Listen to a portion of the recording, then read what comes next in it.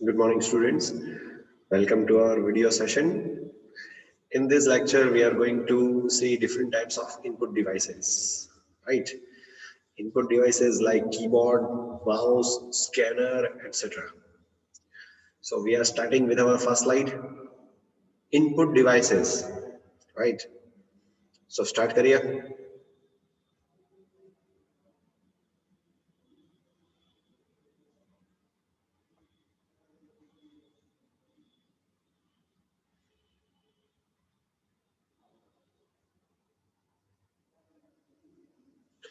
So this is our first slide, input devices. What are actually called input devices? તો input device એટલે એવા devices કે જેના through આપણે કમ્પ્યુટરની અંદર ડેટા ઇન્સર્ટ કરી શકીએ.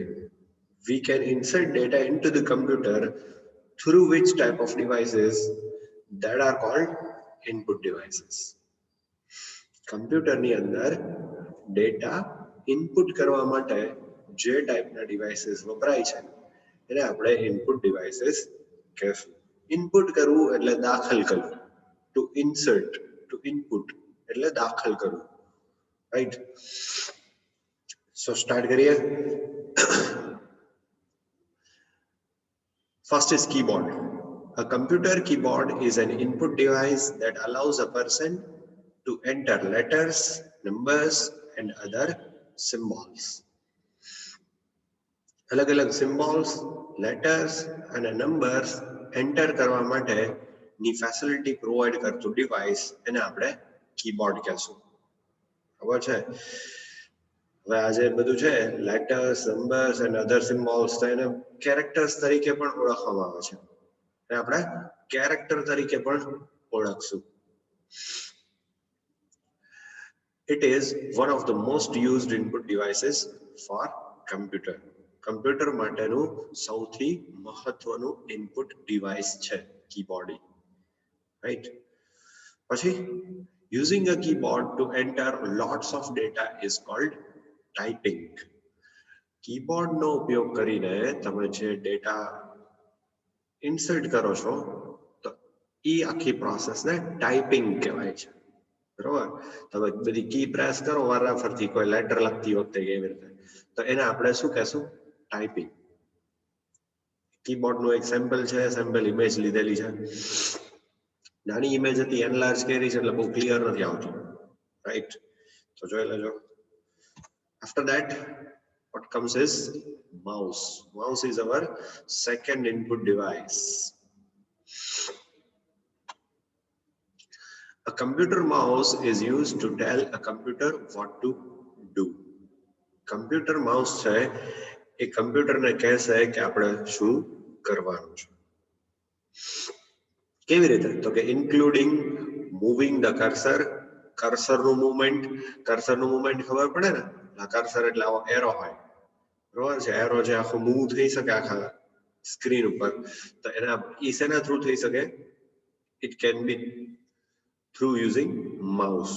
It can be moved using mouse, બરોબર? And choosing things on the screen.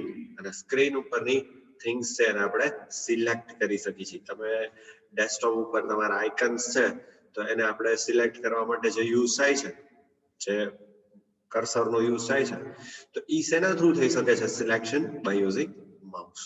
એને આપણે માઉસ કહેશું. માઉસ પણ બહુ ઇમ્પોર્ટન્ટ ડિવાઇસ છે. પછી ઓન મોસ્ટ કમ્પ્યુટર્સ, ઘણા બધા કમ્પ્યુટરમાં the user can move the mouse to move the cursor in the same direction. Cursor જે બાજુ લઈ જવું હોય એ ડાયરેક્શનમાં માઉસ લઈ જવું પડે. તમારે આમ લેફ્ટ સાઈડ જવું હોય તો માઉસને થોડુંક આમ હથેળીથી તમારે શું કરવું પડે? લેફ્ટ રાઈટ સાઈડ અલગ અલગ રીતે લઈ જવાનું. જેવી રીતે તમારે સ્ક્રીનની, માઉસની ઓર પોઇન્ટરની ડાયરેક્શન જોઈ છે એ પ્રમાણે. ઓકે, ચાલો તો શું કીધું? માઉસને આપણે કર્સરને જે ડાયરેક્શનમાં લઈ જવું હોય એ ડાયરેક્શનમાં આપણે માઉસને ફેરવવું પડે આપણી હથેળીથી, બરોબર? તો એ પ્રમાણે ખાસ વસ્તુ યાદ રાખવાની છે માઉસની. શેર કરી પાછી સ્ક્રીન. પછી આપણે પીપીટી લઈ આવી.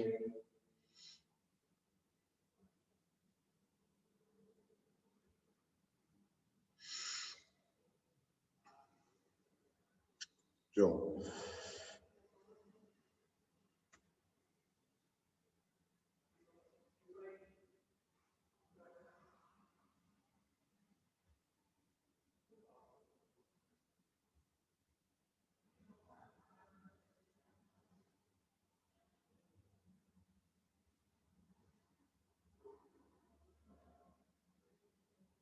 એક જ મિનિટ.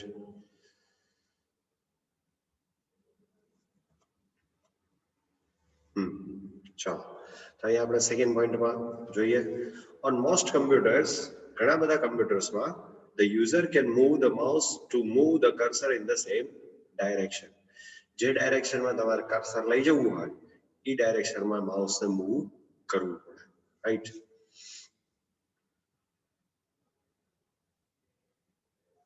પછી if there is something on the screen that the user wants to choose, કોઈ વસ્તુ સ્ક્રીન ઉપર છે અને એને આપણે સિલેક્ટ કરવી છે, કોઈ યુઝરે સિલેક્ટ કરવી છે, તો he can move the cursor over it and click the mouse button. તો તમારે માઉસને ત્યાં પહેલા લઈ જવું પડશે, એ કર્સરને ત્યાં લઈ જવું પડશે અને પછી એની ઉપર ક્લિક કરવું પડશે, બરોબર? એટલે કોઈ પણ વસ્તુ છે એ આઇટમ સિલેક્ટ કરી દેશે. પછી the right mouse button is used to open menus that are different depending on where the cursor is. તમે ડેસ્કટોપ ઉપર રીતે કર્સર રાખીને પછી રાઈટ ક્લિક કરો ને માઉસની એટલે એક પોપઅપ મેનુ ઓપન થઈ જાય, બરોબર? તો એ અલગ અલગ પ્રકારે તમારું કર્સર જ્યાં હશે એ પોઝિશન પર એ મેનુ ઓપન કરશે. તો રાઈટ ક્લિક છે એ મેનુ ઓપન કરાવવા માટે છે, બરોબર? એમાં પણ અલગ અલગ ઓપ્શન્સ આવશે, એ તમે સિલેક્ટ કરી શકશો. પછી the other mouse buttons can do different things depending on the softwares. અલગ અલગ માઉસના બટન જે છે, લેફ્ટ બટન હોય, રાઈટ બટન હોય, એ બે વિશેની વાત કરી આપણે. લેફ્ટ માઉસ બટનને આપણે ક્લિક તરીકે ઓળખશું. એકવાર ક્લિક કરી ત્યારે, બે વાર ક્લિક કરશો અને ડબલ ક્લિક કહેવાશે, રાઈટ? ચાલો ફરી પાછું કે લેફ્ટ માઉસ બટનને એકવાર ક્લિક કરશો તો એને ક્લિક કહેશું, બે વખત ઉપરા ઉપર ક્લિક કરશો એને આપણે ડબલ ક્લિક કહેશું, બરોબર? અને જમણી બાજુનું રાઈટ માઉસ બટન જે છે એની ઉપર ક્લિક કરશો એને રાઈટ ક્લિક તરીકે ઓળખશું, બરોબર? તો એ ખાસ યાદ રાખવું છે આપણે.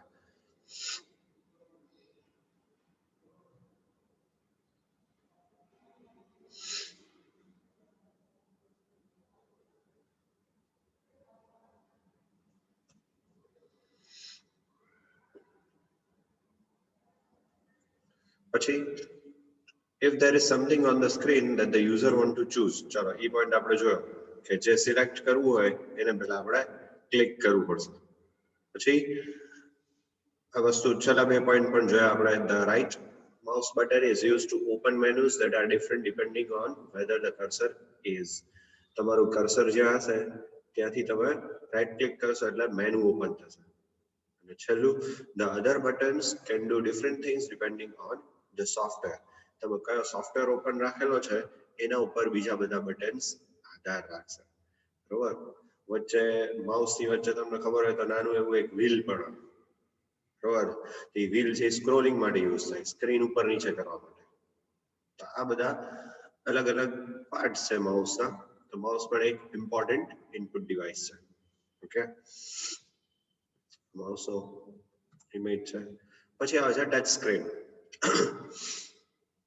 નોર્મલી ટચ સ્ક્રીનનો છે ને તમે એટીએમમાં અને આપણા મોબાઈલ ફોન્સમાં યુઝ જોયો હશે, ટચ સ્ક્રીન ડિવાઇસીસ, બરોબર? એટીએમ્સ ની અંદર બધું ટચ ઉપર સ્ક્રીન ઉપર ટચ કરવાથી જ બધું કામ ચાલતું હોય. ઘણી જગ્યાએ બટન્સ વાળા પણ હોય છે, પણ મેજોરિટી બધી જગ્યાએ અત્યારે ટચ સ્ક્રીન વાળા એટીએમ મશીન્સ અવેલેબલ છે. તો એનું શું કહે છે? ટચ સ્ક્રીનમાં a touch screen is an electronic visual display that can detect the presence and location of a touch within the display area. તમે કોઈ પણ સ્ક્રીન ઉપર કોઈ પણ લોકેશન ઉપર ટચ કરશો તો એ એરિયાને ઈ સિલેક્ટ કરવાનું કામ કરશે, બરોબર? પછી the term generally refers to touching the display of the device with a finger or hand. તો કેવી રીતે આપણે એને ટચ કરી શકીએ છીએ? તો કે ફિંગર અને હેન્ડ દ્વારા ટચ કરવામાં આવે છે.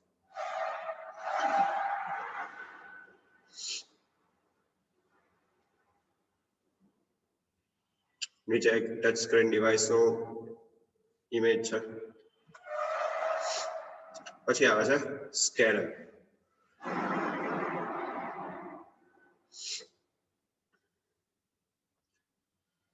In computing, an image scanner, often abbreviated to just scanner.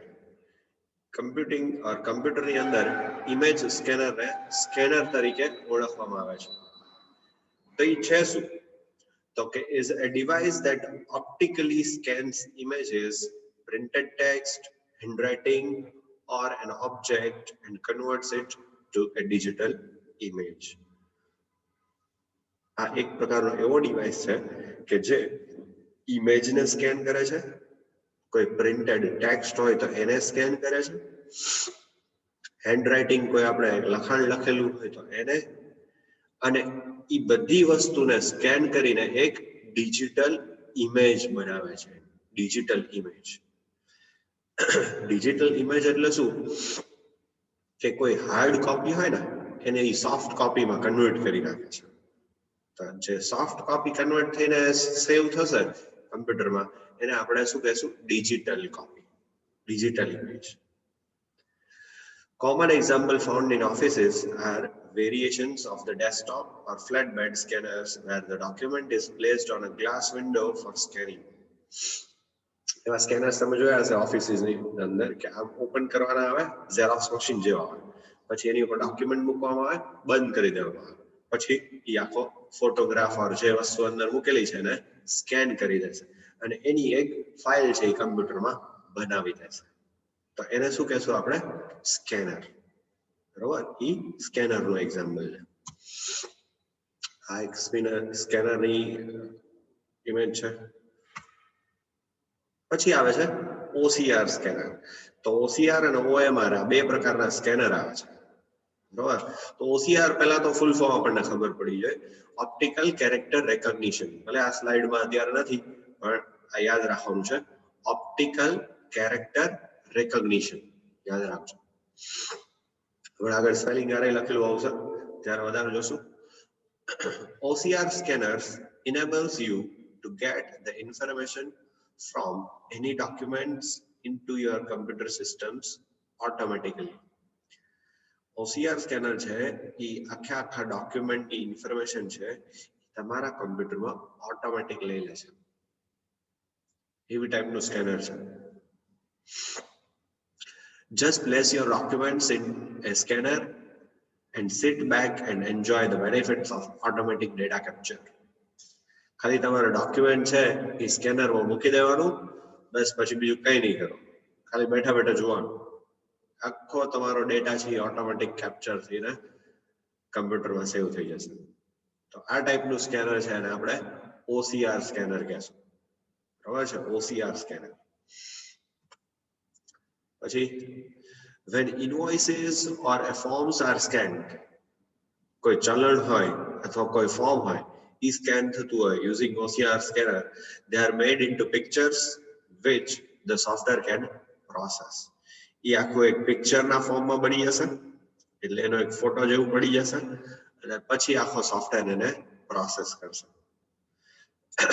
It is from this picture that the OCR scanner software can capture, interpret, verify and transfer information from any source to any system. OCR scanner જે છે એનો software જે છે એ આ પિક્ચરમાંથી ડેટાને capture કરશે અને એને બીજા ડિવાઇસીસની અંદર ટ્રાન્સફર કરી શકશે. બરાબર? તો એના માટે OCR સ્કેનર સોફ્ટવેર્સનો યુઝ થાય છે, યાદ રાખજો. The OCR scanners software reads machine prints, checkboxes, handwriting barcodes, pretty much anything. આ OCR સ્કેનર સોફ્ટવેર છે એ શું કરશે? મશીનની પ્રિન્ટને રીડ કરશે, ચેકબોક્સને રીડ કરશે, હેન્ડરાઇટિંગ બારકોડ્સને રીડ કરશે અને ઘણી બધી વસ્તુને રીડ કરી શકશે. પછી OCR stands for optical character recognition. Recognise કરવું એટલે ઓળખવું, બરાબર? રિકોગ્નાઇઝ કરવું એટલે ઓળખવું. OCR scanners enables enormous saving in time and money. ઘણો બધો સમય અને પૈસા બચાવે છે. Since the manual interference is minimal, human errors can be avoided and you will attain increased data quality. Manual interference આવશે ને કે ઇન્ટરફિયરન્સ એટલે દખલ, બરોબર? તો મેન્યુઅલી આપણે એમાં કઈ કરવાનું જ નથી. It will be done automatically. Everything is done in this type of scanner is automatically. બધી વસ્તુ ઓટોમેટિક થશે તો આપણું કે ઇન્ટરફિયરન્સ નહીં આવે એટલે એરર કે ભૂલ પડવાના ચાન્સીસ સૌથી ઓછા છે, બરોબર છે? તો ડેટા ક્વોલિટી છે એ આપણે ઇન્ક્રીઝ કરી શકશું. ડેટા ક્વોલિટી એટલે ગુણવત્તા, ઇન્ક્રીઝ એટલે એમાં વધારો થઈ શકશે, રાઈટ? આ ટાઈપના છે OCR સ્કેનર છે. જો હવે જેટલી વસ્તુ રીડ કરવી હોય તો એ આપણી આ જે ગન છે ને અહીંયા ફેરવવાની, જેવું ફેરવતા જશો એવો બધો ડેટા સ્કેન કરીને કમ્પ્યુટરમાં સ્ટોર કરતો જશે. ઇમેજ જોઈ શકો છો તમે. પછી આવે છે OMR. OMR stands for optical mark recognition. બરાબર? ઘણી જગ્યાએ ઓપ્ટિકલ માર્ક રીડર તરીકે પણ ઓળખાય છે, બરાબર? Many traditional OMR, ઘણા બધા OMR માં devices work with a dedicated scanner device that shines a beam of light onto the foam paper. કરવામાં શું આવે? જો થોડીક ટેકનિકલ લેંગ્વેજ છે, સમજજો.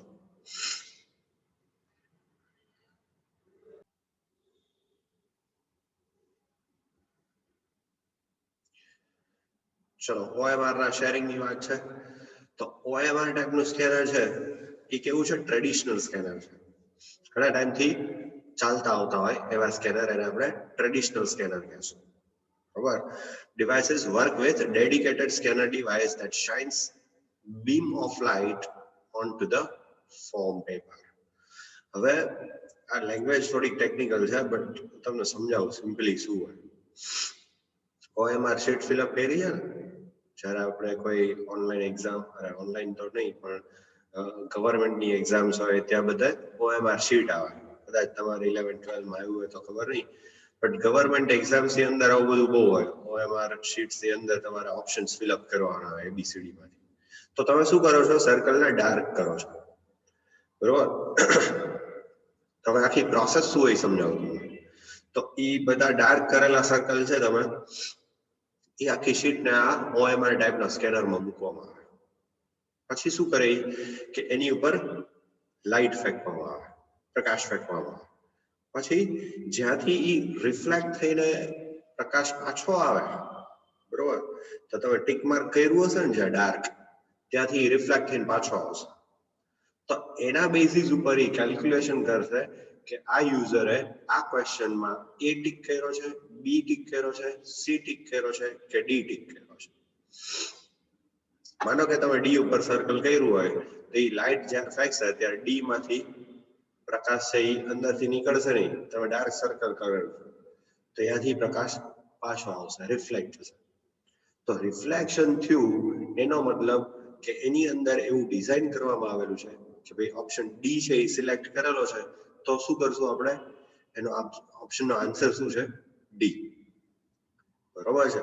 હવે માનો કે એ જ ક્વેશ્ચનમાં તમે બી સિલેક્ટ કર્યો હોય, બી ઓપ્શન ટિક માર્ક કરેલો હોય, તો પ્રકાશ ક્યાંથી પાછો આવવાનો? ક્યાંથી રિફ્લેક્ટ થશે? બી થી રિફ્લેક્ટ થશે.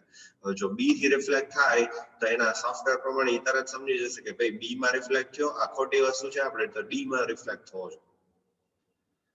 તો આ પ્રમાણે છે વર્ક કરે છે કેવા ટાઈપના સ્કેનરને? OMR સ્કેનર કહેશું. Then OMR scanner works on reflective mechanism of the light. તો આ લાઇટ ના રિફ્લેક્ટિવ મિકેનિઝમ ઉપર વર્ક કરે છે, બરાબર? This way OMR produces the output. આ પ્રમાણે OMR છે એ આઉટપુટ પ્રોડ્યુસ કરે છે. જો એના બે નામ છે મેં કીધું તો હમણાં તો આવ્યું. ઓપ્ટિકલ માર્ક રિકોગ્નિશન એ કહેવાય છે અને ઘણીવાર ઓપ્ટિકલ માર્ક રીડિંગ પણ કહેવાય છે. is the process of capturing human marked human દ્વારા નિશાની કરેલી હોય એને એ ઓળખવા માટે વપરાય છે આ ટાઈપનું scanner.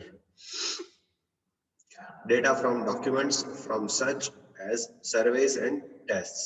It can be used for students to conduct objective tests. Student માટે ઓબ્જેક્ટિવ પ્રકારની ટેસ્ટ છે એ કન્ડક્ટ કરવા માટે આ ટાઈપના સ્કેનરનો યુઝ થાય છે. તો આપણે OMR ના બે નામ જોયા, પાછું જોઈએ, સ્ક્રીન શેર કરીએ. તો શું કહે છે? ઓપ્ટિકલ માર્ક રિકોગ્નિશન અને ઓપ્ટિકલ માર્ક રીડિંગ. આ એક એવા પ્રકારનું સ્કેનર છે કે જે માણસ દ્વારા બનાવેલા ચિહ્ન માર્ક એને ઈ ઓળખશે અને કોઈ સર્વે કરવા માટે કે કોઈ ટેસ્ટ માટે યુઝ થશે. છેલ્લો પોઈન્ટ શું છે? It can be used for students to conduct objective tests. સ્ટુડન્ટ્સની કોઈ ઓબ્જેક્ટિવ પ્રકારની ટેસ્ટ હોય તો એ કન્ડક્ટ કરવા માટે યુઝ થાય છે આવા ટાઈપના સ્કેનર, રાઈટ? OCR સ્કેનર બધું ફૂલ્લી ઓટોમેટિક અને OMR સ્કેનર તો શું એ લાઇટના રિફ્લેક્શન થી વસ્તુને ઓળખે છે એ ટાઈપનું scanner. OMR is generally distinguished from optical character recognition. OMR છે એ OCR થી જુદું પડે છે. Distinguished એટલે જુદું પડવું. By the fact that a complicated pattern recognition engine is not required. OMR ની અંદર આવું કોઈ recognition નું engine છે એની જરૂર પડશે નહીં. That is, the marks are constructed in such a way that there is a little chance of not reading the marks correctly. અને આવું કોઈ એન્જિન વપરાતું નથી એટલે થોડોક કદાચ માઇનોર રિફ્લેક્શનમાં કે એમાં ચેન્જ થઈ શકે છે અને એકદમ એક્યુરેટ કદાચ એનો આન્સર ન પણ આવી શકે. બરોબર? એટલે 1-2% જ છે, 1% છે એવા ભૂલના ચાન્સીસ. બરોબર? તો શું કહે છે? That is, the marks are constructed in such a way that there is little chance of not reading the marks correctly. કદાચ ભૂલ પડી શકે એવું કહે છે. નોર્મલી ક્યારેય ભૂલ પડતી નથી. બરોબર?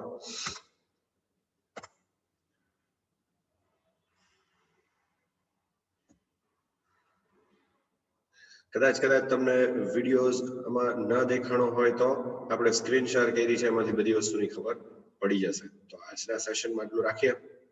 Thank you.